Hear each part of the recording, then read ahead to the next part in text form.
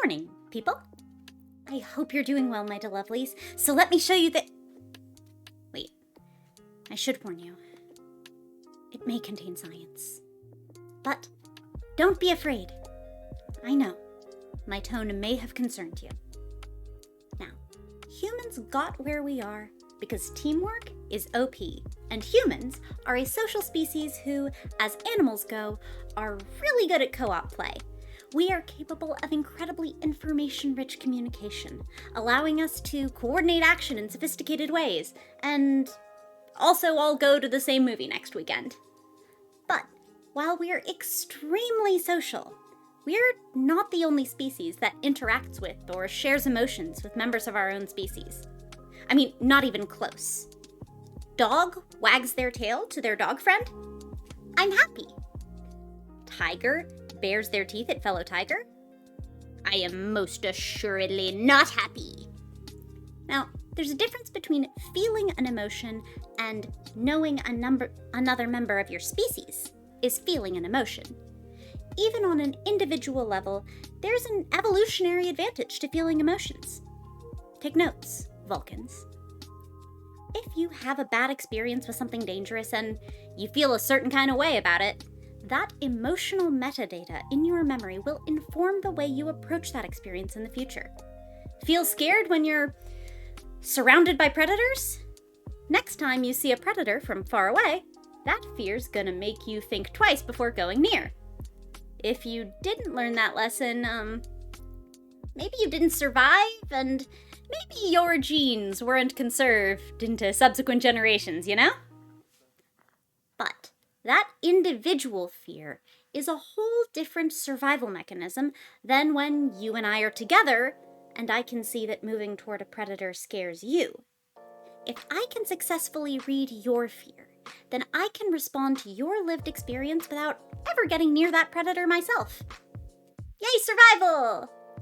It's called emotional contagion, and as long as you're near a member of your species and can read their emotional state, you get that survival benefit. Now, we humans can do that for a whole spectrum of emotions. I don't need to read that horrible tweet. It made you angry, and that's all I need to know. But what is the minimum viable product of this emotional contagion? Does a species really have to be highly sophisticated to engage in emotional communication? After all, a bee may dance to exchange information, like the flowers over there. But how complex does an animal have to be to feel this kind of cognitive empathy? And how do those animals read each other's emotions? Well, as the predator example indicates, if you're gonna share one emotion, fear. It's not fun, but it has an immediate survival benefit. It's like in a movie, when the character sees their friend going,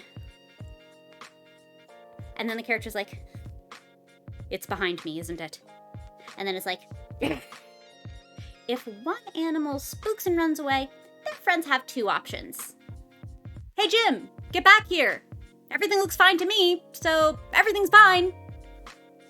Or, okay, Jim's kind of freaking out. Maybe I should follow Jim's lead. The animal that follows Jim's lead lives to pass their genes to the next generation. So, primates like us obviously have the capacity for that kind of response, and so do plenty of other mammals. One horse gets nervous, rest of the herd gets nervous. Ditto, non-mammals like birds. But Jim is afraid and I should be too is pretty useful. So, are there other, even more distantly related species that experience this kind of emotional contagion? Well, I'm glad you asked, because per a recently published article in the journal Science, fish can sense each other's fear. Enter zebrafish. Now, we humans last shared a common ancestor with zebrafish about 450 million years ago. Zebrafish are closer to us than sharks, but farther than lungfish or any reptile, bird, or mammal. And zebrafish are like the mouse ear cress plant, or fruit flies, or lab mice. They're one of the species that biologists love to work with to have a common platform for research. Zebrafish genome is fully sequenced, they grow up pretty quickly, and they have the benefit of a long history of studies, so that then we can take advantage of that body of literature to make consistent observations about them in dialectic with existing research.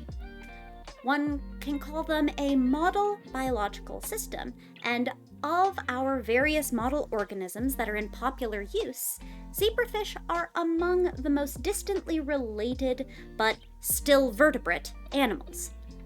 That is to say, they're the least like us that might still have emotional contagion in common. Sorry, fruit fly. So in the wild, injured fish release an alarm substance, a chemical means of warning other fish there's danger and risk of injury. That is not itself emotional contagion. And in fact, alarm substances are common to many species. Ants, for instance, communicate via pheromones, including an alarm pheromone. You know, for when the picnic fights back. In this study, researchers put fish in 2 side-by-side tanks, exposed one fish to the alarm substance, then looked at the fish in the other tank, which of course doesn't have the alarm substance in its water. It can only observe the reaction of the alarm substance fish. Lo and behold, emotional contagion. The zebrafish in the alarm-free tank reacted to the behavior of the alarm substance fish. They also paid more attention to fish that had previously been stressed out. Kind of the, "Hey, you okay? That was a pretty stressful day," of the fish world. Fish can sense each other's fear. It's a pretty freaking cool finding in itself, and it explains things like how a whole school of fish might react together even before an alarm substance has diffused through the water to each individual fish.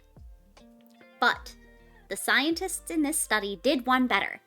See, zebrafish are pretty distant relatives, but fear is primordial, and it's fundamental enough to survival that it's conserved over the generations, and all of that is to say, it's not like there was evolutionary pressure to change the underlying neural mechanisms of fear-related emotional contagion. What applies to us and other mammals likely applies to zebrafish and vice versa. And indeed, the brain regions involved are what's called homologous between zebrafish and mammals like us. That means they're not identical necessarily, but they're similar in structure and origin.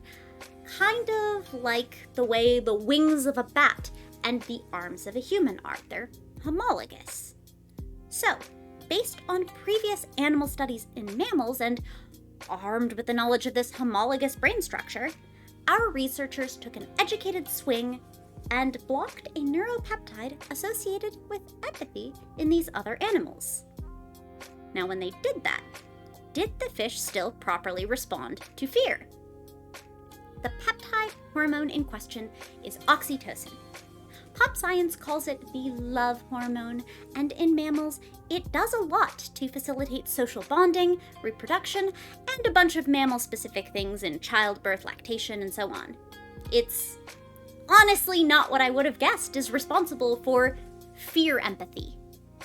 It turns out, though, neuroscience is a form of biology, and yes, biology is complex. Hormones are rarely all-out good guys or bad guys doing nice things or bad things, and it turns out oxytocin is implicated in fear-related memory and modulates anxiety responses in humans, making it more complex than oxytocin good. So, a hormone that's implicated in social bonding in humans turns out to enable social awareness in these zebrafish. When scientists genetically modified zebrafish, nerfing their oxytocin regulation, the fish stopped responding to the fear displayed by their alarmed neighbor in the other tank. And when scientists took those nerfed fish and gave them a dosing of outside oxytocin, the emotional contagion was restored. That nerf and restore approach is a pretty common biology protocol.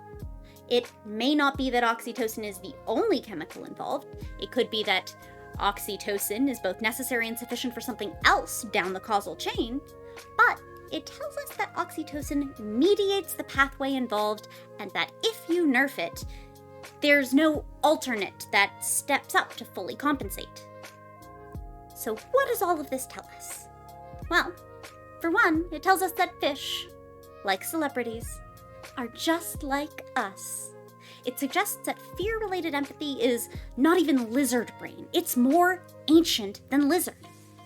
None of that is to say that fish experience all the same emotions or nuances of empathy that we do, but it does tell us that the most basic form of empathy is fundamental, and it's in all sorts of vertebrate species.